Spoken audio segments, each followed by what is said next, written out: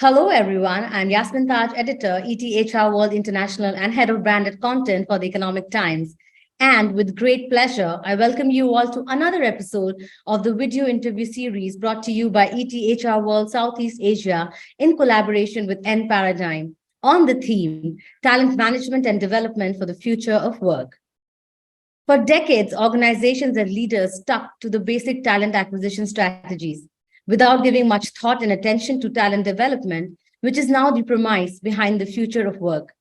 A talent management strategy that prioritizes L&D not only saves cost on hiring and last-minute reskilling, but sets its team up for the unprecedented disruptions and uncertainties that stand in the way of our jobs. Adding learning to the everyday talent management strategies and making it a continuous and sustainable effort thus secures organizations against all future predicaments. But making learning effective, meaningful, and digestible isn't as easy as one might think, and we're here to learn how.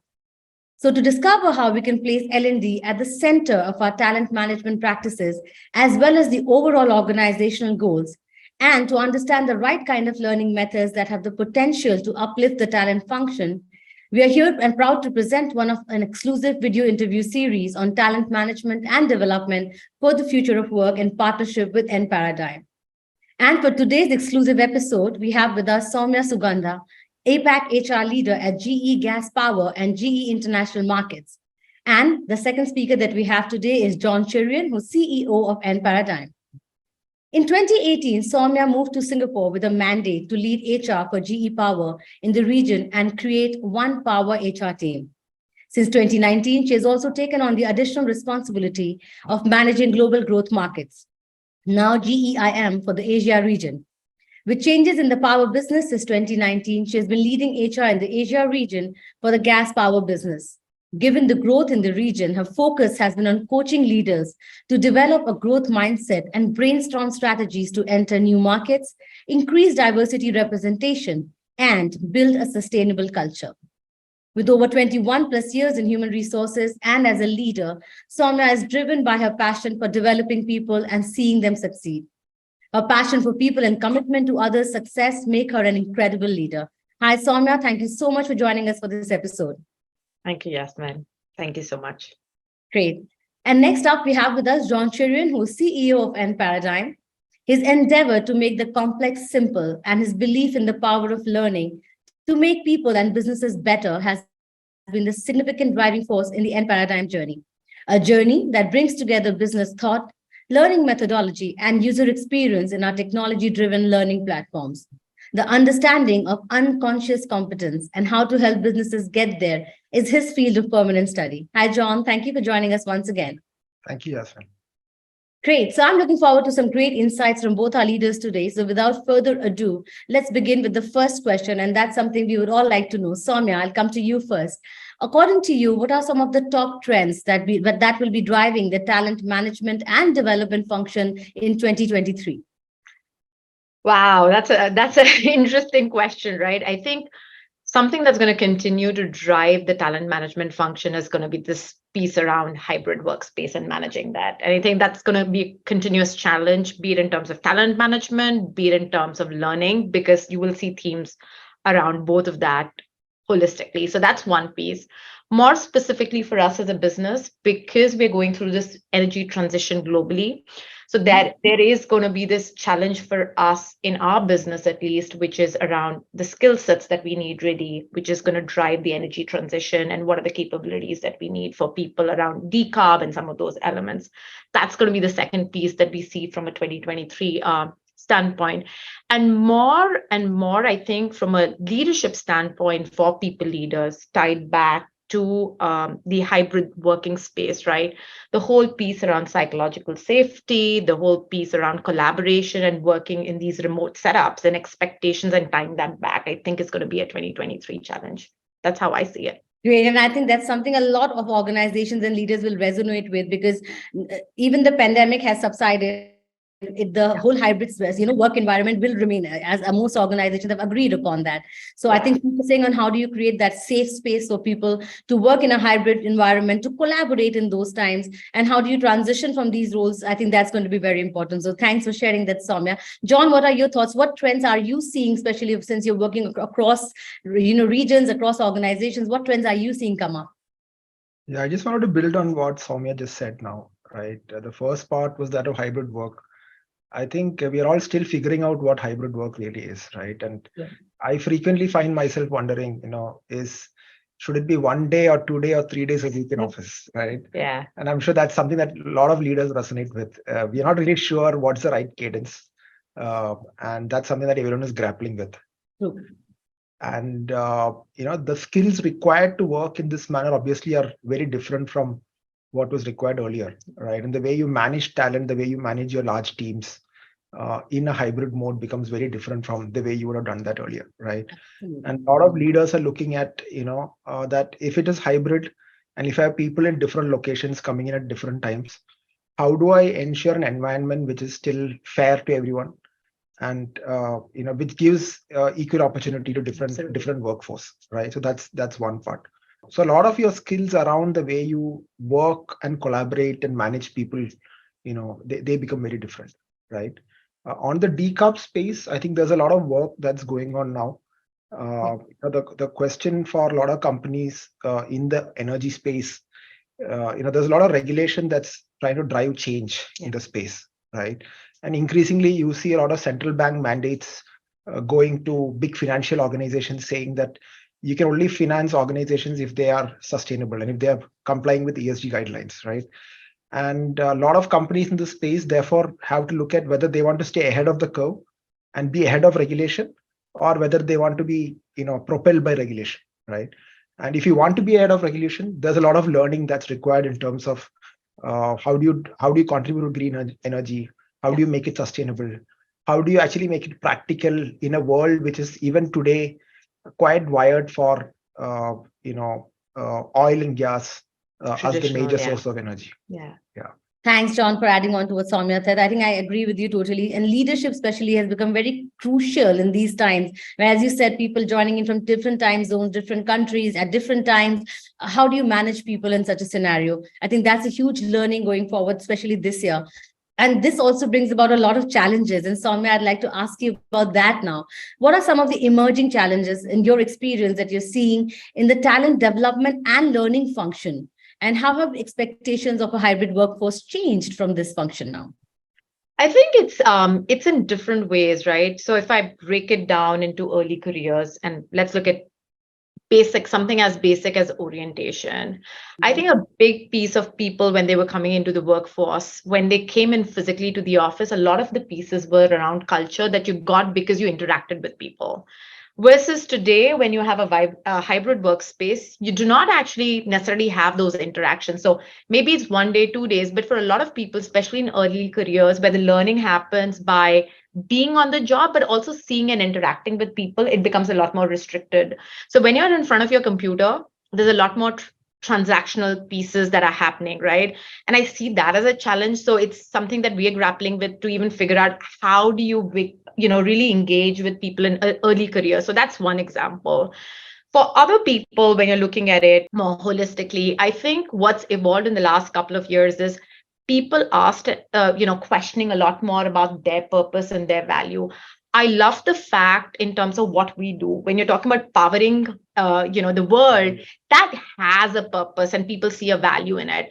But at the same time, there's a lot more that people are today questioning or resonating, saying, okay, how do I grow as an individual? What is it for me personally? Versus, so you can't look at that cookie cutter approach in terms of saying, hey, these are the 5 things or 7 things that I'm going to do, and that's all that's an offering. So you do have to look at a balance of customizing a lot of personal development and growth which an individual wants, which might be related to their job. It might be beyond their job. So it is what's going to help me grow as an individual, and how can the organization cater to some of those. So that's some of the things that while we grapple with, but we at the same time see it as an opportunity to share and give to employees, which is going to be for their own development. So that's a second thing that I think we are seeing a lot more. And then, of course, the challenge from a technology, right? The minute it becomes hybrid, which means you have an opportunity where you can do a lot more, which is platform oriented and technology oriented. But at the same time, then you have nuances of people having an expectation, still saying, hey, can we get everyone together? But you're not going to have some of those. And there are challenges to that as well. So it's, I think, balancing some of those pieces, at least for the near future, till we Yeah. figure it out. Yeah. Totally. I think we are all figuring it out because I think these are common challenges that organizations, irrespective of industry, are facing. When you go hybrid, how do you create that one culture? How do you communicate that culture? Then how do you create those experiences, learning experiences, development journeys, which are kind of customized, personalized, yet aligned to the objective of the business? I think those are key challenges that you spoke of. And thanks for sharing that, Somya. John, your thoughts on that? What challenges do you think are emerging and it's very strong in the L&D space, specifically? Yeah, so the aspect about purpose and culture becomes obviously very important today. Yeah. Right? As companies, how do we imbibe that sense of purpose? How do we make sure that our culture is embedded in the way that we operate in, right? Because for most organizations, you have anywhere 15, 20, 25% of attrition, which means your workforce is literally changing once every 4 years on an average, right? Yeah. So the purpose, the whole aspect of culture building and the way we run, the way we operate, it's a continuous process. It never ends, right? And that becomes a big challenge in today's environment. That is one big challenge that I see. The other big challenge is in terms of employee expectations itself, right? That as you mentioned, people are going to be questioning and asking a lot more questions today than they were. Right, we have been so used to a Gen X, which was more worried about safety, stability, security, and purpose was not really a problem. Right, we had a lot more other problems before we worried about purpose. Right, but now that those hygiene factors are taken care of, that is where purpose becomes a lot more important. And it's not necessarily easy to build purpose in each and everything. Right, I always say that in your job, there's 10-15% which really excites you. And then there's 85% of plumbing that you have to do to just get that 10-15% to work, right? And that's how it has always been, right? So that becomes very challenging for organizations. That how do you distill and clarify that for your new workforce, right? How do you get them to look beyond the plumbing that they have to do and get into the purpose bit of it, and the value and the outcome that you're trying to drive becomes very difficult. I'm going to just probably add on to what you're saying, John. I think what we are seeing, and maybe it's a GE specific thing, but I think there's a bigger ask or a bigger appreciation for experiential learning versus just classroom learning, right? True. And there's a lot more in terms of people saying, hey, how do I get some of those experiences? I might be still doing a classical XYZ role, but I want to learn what that means. So how can you build that experience? Can you give me an assignment, bubble assignment? Can you give me some kind of exposure to that without me actually having to move, because I might not be able to do that? And if the organizations can facilitate some of those kind of pieces from a learning standpoint, I think you're seeing a lot more of those things happening versus a classical. So we are really pushing a lot of our leaders to try and say, okay, there is a core job, and yes, the learning will happen 70% of the time in the job, but how do you build on experiences which might be beyond what they want from a customizations level? No, absolutely. In fact, there are two keywords that I'd like to take here, right? One keyword is that of personalization. Yeah. The other keyword is that of immersion. Yeah. Right. And when you say immersion, like you rightly said, people are completely missing that whole office environment, right? And a 3D office environment with people around you where a lot of interaction is now being replaced by a lot of square boxes on your laptop screen. Yeah. Right. And there's a gap there. Yeah. Right? So from the L&D function standpoint, therefore, the demand for more personalized experiences, more immersive experiences definitely has gone up. Yeah. And that's very important for the talent development function to have a look at. And it does again boil down to that whole piece about purpose that we spoke about, right? Because people are so focused on their purpose and meaning, and they want to find that. So they want organizations that can help them with an approach, will help them build on that purpose further. And that's where you said it could be cross-functional training, it could be different kind of learning experiences you create. But are they becoming better professionals and human beings? And is the organization helping them do that? I think that's a key point. So thanks for sharing that. Somya, you did talk about how the ask has changed from employee side, right? They're looking for more experiential learning. Can you share a few learning initiatives that your organization, that GE has taken up to make the workplace more inclusive and based on the needs of people and their learning requirements? Yeah. So I think from an inclusive standpoint, I'm going to break that out into two parts. One is, like I was mentioning, just our learning approach with our leaders, right? So in the past, historically, you turned around and said, hey, you had a catalog of training programs that were available, and that's what the leaders were really sharing with their employees and their teams, right? And that's what happened traditionally. I think we've gone into educating our leaders and talking about the traditional training, which still needs to happen, but it's at about 10%, and you're talking about 20-25% of experiential learning. That could be through coaching, which is very personalized, and it's individual focused. So it's a coaching with external platforms, and they have coaches available that they're working with. So it's really about their growth and their development, or assignments, bubble assignments, and some of that bit. And then the 70%, which is coming through the on-the-job training that they might be going through. So while that's one part of it, in terms of the other inclusive pieces that the team really is focusing on is, we have a lot of trainings that we focus on, one for employees overall, but for a lot of our people leaders, because for us, our managers or leaders are a critical foundation in terms of driving the right culture and the behavior in the organization. So we have something called disrupting bias, which people have to go through. So there are things which are online available, but there are also discussions and dialogues that happen in a learning platform level for all leaders.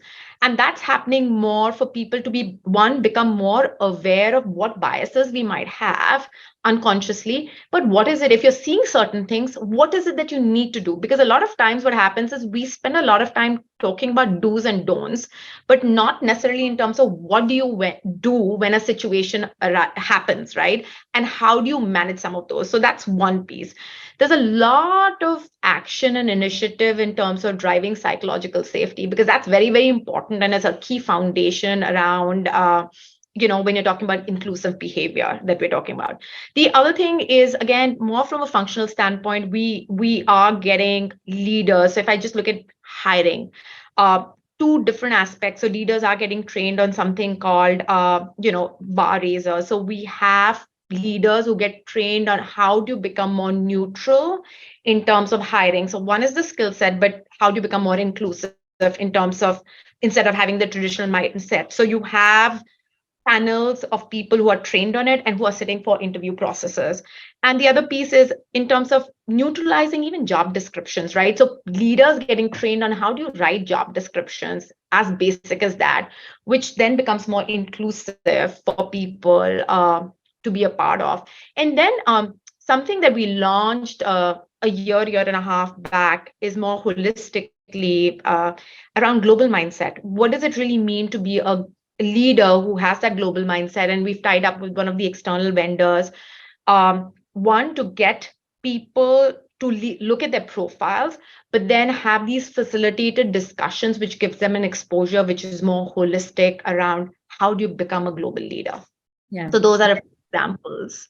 I think those are some really great examples for our audience members to learn from. And it's a lot about belongingness of people, right? They have to, that is the core quality they're looking for. They want to belong to an organization.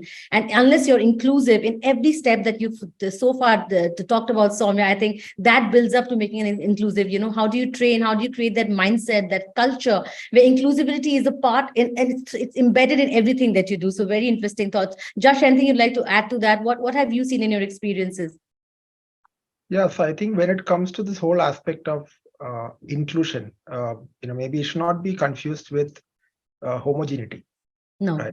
In fact, it's exactly the opposite, right? Yeah. So how do you ensure that you have people who may each of them looks unique to you because they are coming in from a very wide variety of backgrounds, and it's difficult to box them and say this is how each person is, right? how do you ensure that within that environment, you as a leader are able to provide as you mentioned, a neutral environment, or maybe you can call it a fair environment, right? Which everyone accepts as, that, the rules are, it's a level playing field. And no one's ahead because they're coming from a particular background. That's not the reason why someone's going to get ahead, right? So that becomes very important. So I think that's probably one thing I wanted to add on to what. Thanks. So, John, I'd like to ask you one more thing. Do you think that learning teams are able to consistently get inputs from business on what's working, what's not, and how can we actually look at solidifying the whole learning infrastructure in organizations? Yeah, I think that's always going to be a challenge for learning teams, because the core language that both teams speak, unfortunately ends up being a little different, right? The business guys are driving numbers, right? And the learning guys are driving competencies. Right? Somewhere there's a little bit of a disconnect that's always there. And it ends up being the responsibility of the learning function to maybe bridge that gap and go to business and understand, okay, if you have to drive a business objective, what are the learning objectives that can help you drive your business objective, and what are the learning solutions that can help drive those learning objectives, right? And how do you work backwards to arrive at the same business outcome that the business leader wants to drive, right? And can the business leader see that alignment in terms of how you are contributing to that objective? The good thing is, I think today all business leaders are quite well aligned that learning as a function will add value. But there's probably a method and the process that's required to kind of achieve that outcome, right? And the other challenge for a business leader is that today's market is not necessarily tomorrow's market, right? Things can change overnight, and when things change overnight, your business objectives change, your learning objectives change, right? But we are probably in the L&D space still working on the earlier learning objectives, and we are putting in place the learning that's required to achieve those objectives. But now the business leaders say, what, my environment has changed. So my goals have changed. So I think that becomes a challenge always, right? So some of the aspects of learning infrastructure, one aspect is, like I said, that of the whole personalization and immersion piece of it. How do you make learning more relevant to each individual? That I get what is required from the skill sets that I need for the proficiency levels that I currently am. Can I get learning which is more, tailored to that? That's number one. Second, can I get learning which is more in the business, right? Not in such a safe environment where it's, the rules of the game in that environment don't apply to the rules of the game on the field, right? We'd always want people to learn in a mode which is as close to reality as possible, so that the translation of learning from concept to practice becomes easy, right? So that becomes very important. The third piece is, can I get learning when I need it, right? At the point in time, in the flow of work, right? How is learning available at that point? Because for a lot of people, they may not necessarily take out time to invest in learning upfront and keep, right? And it's in that moment that they realize that, oh my God, now this situation, there's something that just exploded. Now what do I do, right? A lot of times the learning function has to counter that by proactively pulling business out of, the fires on the ground and putting them through situations, scenarios, challenges, which they're not encountering today, but may suddenly pop up tomorrow, right? And you want your business leaders to be prepared for that. You don't want them to be, navigating their way through that and figuring out the rules on the fly at that point in time. You want them to know and have a handle on, okay, you know what, I've seen this scenario before, and I probably have a heuristic in terms of how I should approach it. And the learning function really helped me and my team with that already, right? And that's what you ideally want to the ground. Yeah, I think it's very interesting to know that, if the relationship between the business function and the learning function is aligned to that level, where they begin by understanding what are the needs of the business and then the needs of the employees, and then bringing that together. I think that's the first step towards solidifying the whole infrastructure, where there's no mismatch and there's no disconnect. Somya, I'd like to hear from you also. What do you think, how can we build a system which is really solid?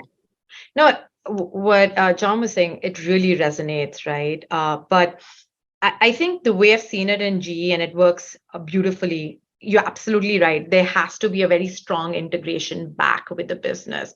I think L&D plays a very critical role, be it in terms of culture building, right? So when we're looking at leadership, when we're talking about what is the messages, what is it that we want our leaders to be driving, a lot of the L&D programs, the messaging is tied back in terms of the offerings back to the behaviors that we want, right? And that's what L&D drives. I'll take energy transition as the piece that is still nascent in terms of what does that really mean. But we need to figure it out. And if you're going to be with the customer, you need to have a certain amount of knowledge that you are going to be working on.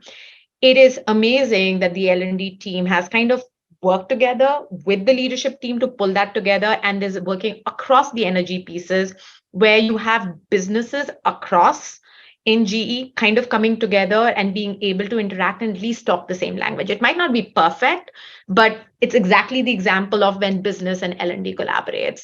And that's how I see it being successful. And that's how it works. If, again, your L&D is still working the way they've been working and the business is focusing on what they need for today, and the L&D function is not agile, it's not going to work. Absolutely. Yes, I think I totally agree with that. So it comes back to where does the alignment start from? How futuristic are you? How well do you understand what will be the needs of your organization going forward? And how do you build that entire infrastructure and ecosystem based on that? So thanks for sharing that. Now it's time for the final question. And Somya, I'd like to hear you first. Though there are a lot of skills that are relevant for the future of work, according to you, what would be the top 3 skills that will power the future? Wow. I think the future is still, it's never going to go back to 2019. And I think that's one message that I do want to give, because a lot of people still think, well, this is going to go away. We're going to be back to 2019. I don't think we'll ever be back to 2019 and before. So you're going to still, so when you look at the skill sets from a leadership standpoint, I think what's going to be really, really important is going to be that piece around collaboration and how are you going to navigate from a psychological safety, and some of those pieces, they're not going to go away. They're going to become super important in the future. And for leaders to be successful, how you're going to be managing your team from an emotional intelligence standpoint and from this collaboration, given the dynamics, that is going to be critical for the future. So that's one that I would talk about. The other one that I'm going to talk about is just given the pace of technology and all the changes, how quickly can you adapt and learn on an ongoing basis? And just because I might not be in IT, but I might be in HR, but how do I understand technology and the impact of technology, and what could be the impact for the roles and the skills and the different jobs that we have in the business becomes super critical. So that would be the other piece that I would say in terms of learning and adaptability that I would see. The third one would be around change and emotional intelligence and emotional quotient, right? Just given all the different things that are happening, I would still see that as an important skill that people would need to have for the future. Yes, I think I resonate with all of them really, really well. I'd love to hear John's view on this. And then, yes, John, top 3 skills. Yeah. So for me, the first one is what I call customer empathy, right? So each of us in our roles is actually working. Most of our work is not for ourselves, right? It's for someone else. Right? There's either an external customer or an internal customer. So your ability to step into their shoes and understand their worldview, understand the world from their eyes, and then solution for them, right? That becomes very important. So customer empathy is my number 1 skill. With all the changes, all the technology that has come in the last few years, there's so much more data that's coming out, right? But it becomes really challenging to process that data and come out with meaningful outcomes using that, right? So for me, the second skill would be converting data into insight, right? How do you filter out noise from signal? And how do you go back to your teams and say, you know what, given all this data, this is what we should do next, right? That's number 2. And number 3 would be maybe understanding how AI can make a difference today. Yeah. Again, there's a lot of noise around AI and very nascent space again, right? No one really knows where it can really help or where it can't help. So figuring out, being comfortable with AI as a space and being comfortable with the use cases for AI and where it can really add business value, I think that probably becomes skill number 3. Yeah. And I think these are really, really relevant skills. And I love the whole combination between human and tech skills. If I can hear the both of you come, it's really nice to know that while technology is overpowering and overwhelming in many ways, human skills remain really, really core. As you said, emotional intelligence, collaboration, empathy, those are there. How do you figure out data? How do you make the best use of technology, AI? I think that whole amalgamation of these skills coming together will power the future of work. So thanks for sharing that. On that note, thank you so much, Somya and John, for joining us for this interview. It was a great learning experience for me. I think what we've all heard from the both of you is today that the world will remain hybrid. And it is all about organizations aligning their own objectives, their business objectives with the purpose and meaning that employees are looking for, giving them that experiential learning experience, looking at immersion, personalization, aligning purpose to business and helping people learn in the flow of work. So I think those were some great insights if you want to build a strong learning infrastructure going forward. So thank you so much once again, Somya and John. It was a pleasure hosting you today. Thank you so much. Thank you, Yasmin. Thank you. And thank you to our wonderful audience for joining us for yet another exciting session. In case you've missed out on our previous episodes of Learn to Lead, you can now view them on our website, ETHR World Southeast Asia. You can also check out the link below to view the complete series on talent management and development for the future of work. So for now, we will take your leave, but stay tuned for another exciting episode. Thank you and bye-bye.